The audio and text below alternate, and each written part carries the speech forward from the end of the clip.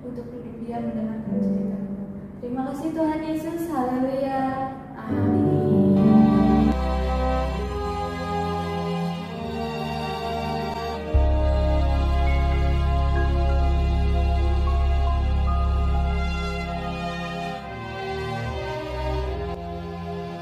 Kami ke Filipi, kota pertama di bagian Makedonia ini, suatu kota perantauan orang Roma. Di kota itu kami tinggal beberapa hari. Kami keluar pintu gerbang kota. Kami menyusur tepi sungai dan menemukan tempat sembahyang Yahudi yang sudah kami duga ada di situ.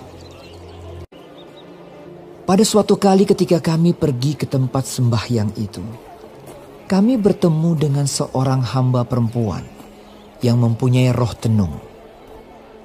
Dengan tenungan-tenungannya, tuan-tuannya memperoleh penghasilan besar.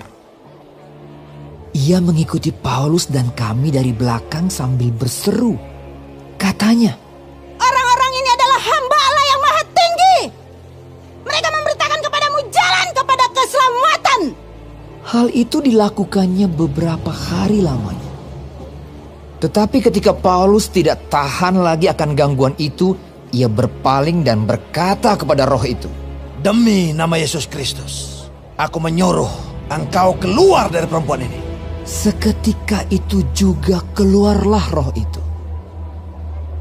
Ketika tuan-tuan perempuan itu melihat bahwa harapan mereka akan mendapat penghasilan lenyap, mereka menangkap Paulus dan Silas, lalu menyeret mereka ke pasar untuk menghadap penguasa. Setelah mereka membawa keduanya menghadap pembesar-pembesar kota itu, berkatalah mereka.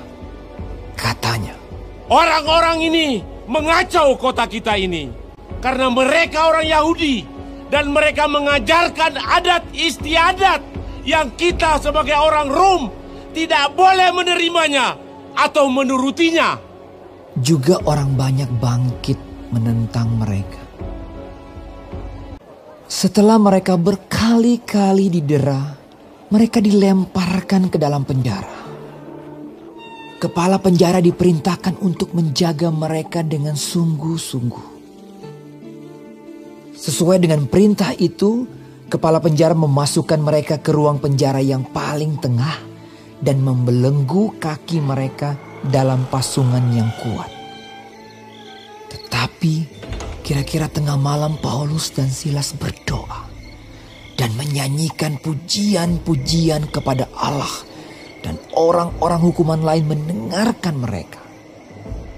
Akan tetapi terjadilah gempa bumi yang hebat, sehingga sendi-sendi penjara itu goyah. Dan seketika itu juga terbukalah semua pintu dan terlepaslah belenggu mereka semua. Ketika kepala penjara itu terjaga dari tidurnya dan melihat pintu-pintu penjara terbuka, ia menghunus pedangnya hendak membunuh diri karena ia menyangka bahwa orang-orang hukuman itu telah melarikan diri. Tetapi Paulus berseru dengan suara nyaring. Katanya, "Jangan celakakan dirimu, sebab kami semuanya masih ada di sini."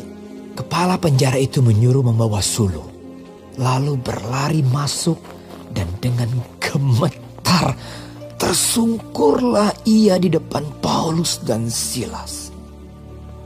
Ia mengantar mereka keluar sambil berkata, "Tuan-tuan, apakah yang harus aku perbuat supaya aku selamat?" Jawab mereka, "Percayalah kepada Tuhan Yesus Kristus dan engkau akan selamat, engkau dan seisi rumahmu." Lalu mereka memberitakan firman Tuhan kepadanya dan kepada semua orang yang ada di rumahnya. Pada jam itu juga, kepala penjara itu membawa mereka dan membasuh bilur-bilur mereka. Seketika itu juga, ia dan keluarganya memberi diri dibaptis. Lalu ia membawa mereka ke rumahnya dan menghidangkan makanan kepada mereka. Dan ia sangat bergembira bahwa ia dan seisi rumahnya telah menjadi percaya kepada Allah. Setelah hari siang, Pembesar-pembesar kota telah menyuruh melepaskan kamu. Jadi keluarlah kamu sekarang dan pergilah dengan selamat. tetapi Paulus berkata kepada orang-orang itu, tanpa diadili, mereka telah mendera kami, lalu melemparkan kami ke dalam penjara.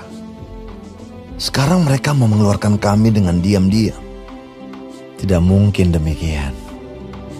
Biarlah mereka datang sendiri dan membawa kami keluar. Mereka datang minta maaf, lalu membawa kedua rasul itu keluar dan memohon supaya mereka meninggalkan kota itu. Lalu mereka meninggalkan penjara itu dan pergi ke rumah Lydia. Dan setelah bertemu dengan saudara-saudara di situ dan menghiburkan mereka, berangkatlah kedua rasul itu. Teman-teman, Tuhan Yesus hebat ya. Tuh, makanya kalau kita nyanyi dengan sungguh-sungguh, maka pujian kita sangat besar kuasanya. Karena Tuhan berkuasa atas puji-pujian kita. Makanya yuk, kita lebih sungguh-sungguh lagi ya memuji Tuhan walaupun hanya lewat ibadah online. Yuk teman-teman, sekian dulu cerita Abi hari ini. Sampai ketemu minggu depan ya. Tuhan Yesus berkati.